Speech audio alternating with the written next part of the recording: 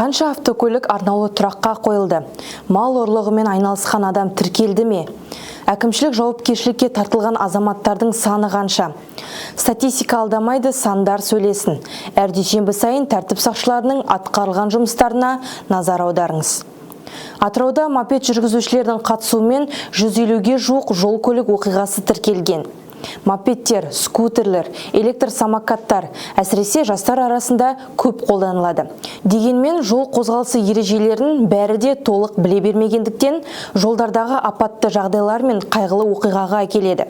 Жыл басынан бері Атырауда мопед жүргізушілердің қатысуымен 148 жол көлік оқиғасы орын алған. Салдарынан 70 адам түрлі дене жарақатымен ауруханаға жеткізіліп, 6 адам қаза тапқан. Сондай-ақ 1587 мопед пайдаланушысы әкімшілік жауапкершілікке тартылды. 429 электрокөлік құралдары арнаулы тұраққа қойылды. Осы орайда тәртіп сақшылары мопедті басқару кезінде қырағы болу, жылдамдық режимінің жол белгілері мен таңбалардың талаптарын қатаң сақтау керегін ескертеді. Полицейлер 28 дана тыйым салынған вейп өнімдерін тәркіледі.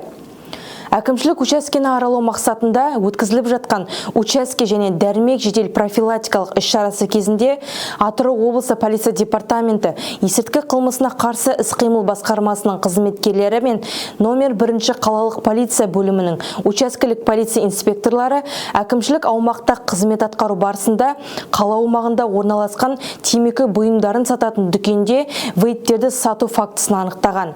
Полицейлер дүкеннен 28 дана тыйым салынған вейп өнімдерін тәркілеген. Нәтижесінде заңсыз электронды темекі сатты деген күдікпен аталған дүкенге қатысты қылмыстық іс қозғалды. Қазіргі таңда тергеу амалдары жүргізілуде.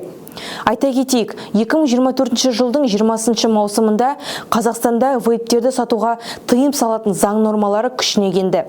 Қазақстан Республикасы қылмыстық кодексінің 301-де 1 бабына сәйкес күдіктілерге 200 айлық есептік көрсеткіш мөлшеріндегі айыппұлдан 50 тәулік мерзімге қамауға алуға дейін жауапкершілік қарастырылған. Атырауда жыл басынан бері ұрланған 70 бас үй жануарлары иелеріне қайтарылды. Атырау облысы аумағында мал ұрлығын ескерту, алдын алу және ашу, оларды жасаумен айналысатын тұлғаларды анықтау мақсатында түрлі кешенді іс-шаралар өткізіліп тұрады. Жыл басынан бері мал ұрлығына қатысты 27 қылмыс ашылып, жүргізілген жедел іздестіру шаралары нәтижесінде мал ұрлығымен айналысқан 7 адамнан құрылған бір қылмыстық топ ұсталды. Сондай-ақ жоғалған 70 бас үй жануарлары иелеріне қайтарылған.